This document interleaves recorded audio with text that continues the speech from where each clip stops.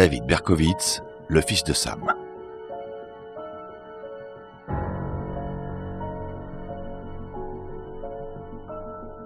Dossier criminel sur la piste des serial killers. Narration Rémi Pousse, un programme de la Compagnie du Savoir.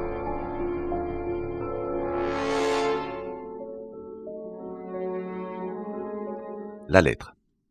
Le capitaine Joseph Borelli, du département de police de New York, était l'un des personnages clés du groupe Omega. Le groupe Omega était l'équipe dirigée par l'inspecteur Timothy Dowd, adjoint du shérif, et qui avait pour but de mettre la main sur le fou dangereux qui parcourait la ville en tuant des femmes à coups de pistolet de calibre 44. Le tueur au calibre 44 faisait les choux gras de la presse, et les journaux répétaient souvent le nom de Borelli. Le 17 avril 1977, il put lire une lettre qui lui avait été adressée et qu'on avait retrouvée sur les lieux du dernier de cette série de crimes. Elle était remplie de fautes d'orthographe. Voici ce qu'on y lisait. Cher capitaine Joseph Borelli, je suis très triste que vous ayez dit de moi que je suis une brute détestant les femmes. Ce n'est pas ce que je suis. Mais je suis un monstre. Je suis le fils de Sam. Je suis un sale gosse. Quand papa Sam a bu, il devient méchant. Il bat sa famille. Parfois, il m'attache derrière la maison. D'autres fois, il m'enferme dans le garage. Sam aime boire du sang. Sors et tue, ordonne papa Sam. Il y en a qui reposent derrière notre maison. La plupart sont jeunes, violés et massacrés et vidés de leur sang. Il ne reste plus que des os maintenant. Papa Sam m'enferme dans le grenier aussi. Je ne peux pas sortir, mais je regarde par la fenêtre du grenier et je peux voir le monde tourner. J'ai l'impression d'être un étranger. Je suis sur une autre longueur d'onde que les autres gens. Je suis programmé pour tuer. Mais pour m'arrêter, il va falloir me tuer. Attention à tous les agents. Tirez les premiers. Tirez pour tuer. Ou alors faites attention à ne pas vous retrouver sur mon chemin, ou vous mourrez. Papa Sam se fait vieux maintenant. Il a besoin de sang pour préserver sa jeunesse. Il a eu trop de crises cardiaques. Oh mon cœur, j'ai mal, fiston. Celle qui me manque le plus, c'est ma jolie princesse. Elle repose dans la chambre des filles, chez nous. Mais je la reverrai bientôt. Je suis le monstre, Belzébuth, le Béhémoth joufflu. J'aime chasser, hanter les rues à la recherche de proies, de la bonne viande. Les femmes du Queens sont les plus jolies de toutes. Ce doit être l'eau qu'elles boivent.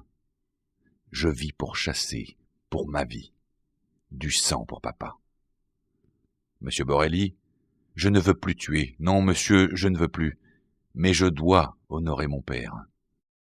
Je veux faire l'amour au monde. J'aime les gens. Je n'ai pas ma place sur ce monde.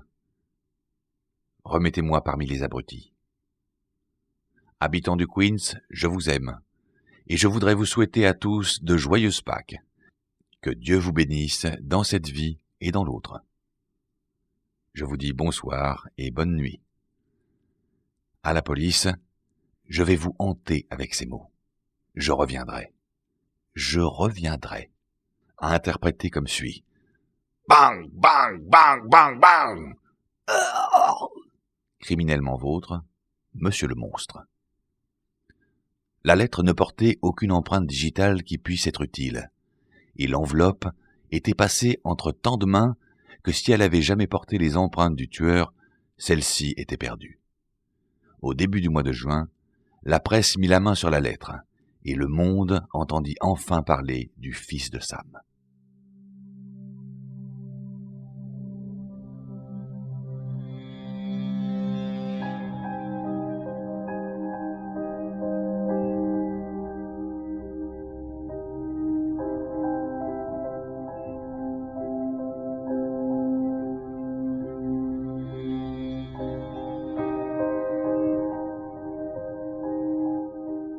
Sam.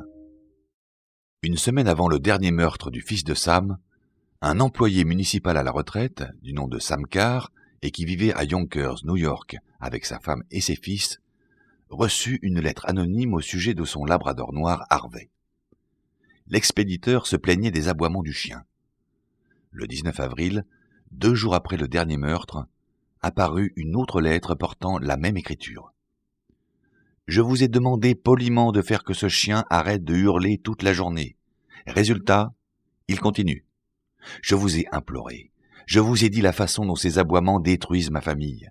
Nous n'avons ni paix ni repos. Maintenant, je sais quelle sorte d'homme vous êtes et quelle sorte de famille vous êtes. Vous êtes cruel et sans gêne. Vous n'avez aucun amour pour vos frères humains. Vous êtes égoïste, monsieur Carr. Ma vie est détruite maintenant. Je n'ai plus rien à perdre. Je vois bien qu'il ne pourra plus y avoir de paix dans ma vie, ni dans celle de ma famille, tant que je n'aurai pas mis fin à la vôtre. » Carr et sa femme prévinrent la police. Mais tout ce qu'ils obtinrent fut une oreille compatissante.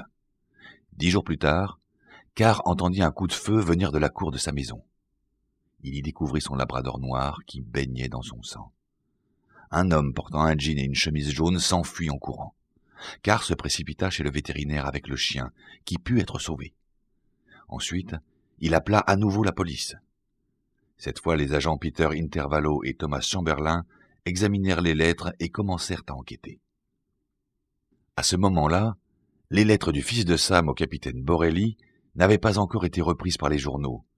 Aussi, personne ne pensa à faire le rapprochement.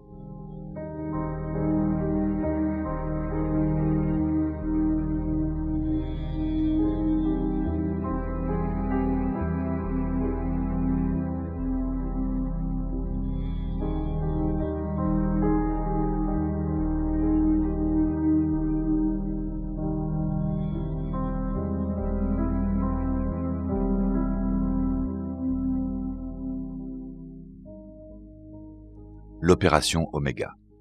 L'opération Oméga gagnait en taille et en moyens. Nous espérons que vous avez apprécié cet aperçu.